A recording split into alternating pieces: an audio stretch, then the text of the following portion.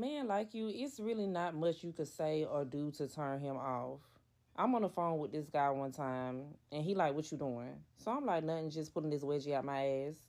He goes to say, "Ain't that what I'm for?" Well, come do it then.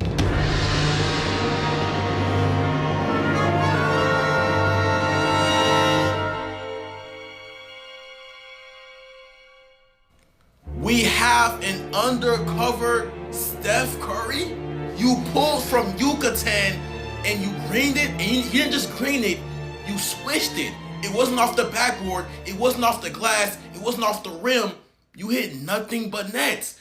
And even though most hoopers wouldn't take that type of shot, you didn't let the risk phase you. Every team needs a scorer that's willing to go the extra mile, the extra inch to get the bucket. And you already have that charismatic nature. You already are a hooper by nature. Hooper for all. You might not be in any show, in any anime, but you have the spirit, and that's what hooping is all about. Let's take notes, man, let's hoop. She gonna put in her notes, "I look so good right now." We'll have a timeout. So I slid up and said, "Let me see." To Curry, way downtown. Next note gonna say, "Niggas be so weird." Your feet was set, your hands was ready. It's just like with the shit we work on in practice. Do not be discouraged. Even if the shot doesn't go in, it's okay because you know that's the shot you normally work with. The reality is the moment you let the ball go, the rim turned into a double rim. If it was a regular goal, you're greening that shit, and we know it. We've seen you in practice. Your work ethic is incredible. That bucket was designed for one player specifically. And when you tried to use your shot, when you tried to use your game style, when you tried to use your dribble animation, it didn't work. The game wasn't made for you. She was looking for one specific person, and because you're not him, but because you're not the type she's looking for, she had no choice but to diss you. And to make matters worse, after she sees this TikTok, she's gonna make another note saying niggas are posting TikToks about me, niggas are weird. But that's not your fault. You were showing us in-game film, and now we will use this to become better hoopers. Man, let's hoop.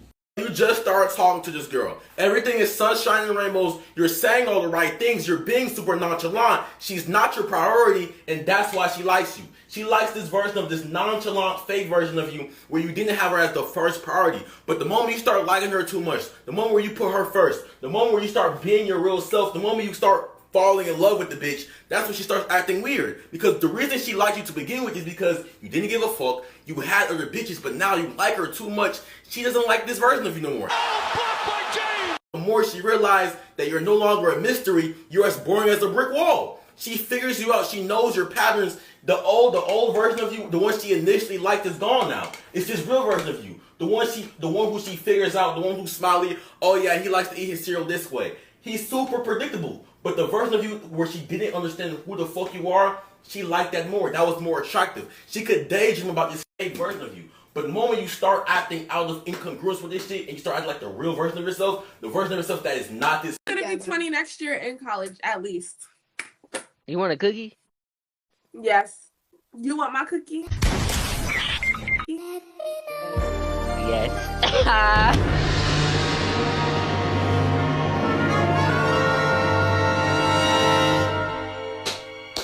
That was a great shot. In fact, it wasn't a shot at all. She gave you the alley-oop and you took it hook, line, and sinker. When she said, "Do you want my cookie?" you said yes too easy. Now you're another notch under her belt. A better shot is you could have been like, "If I see you, we're going to be doing more than eating cookies."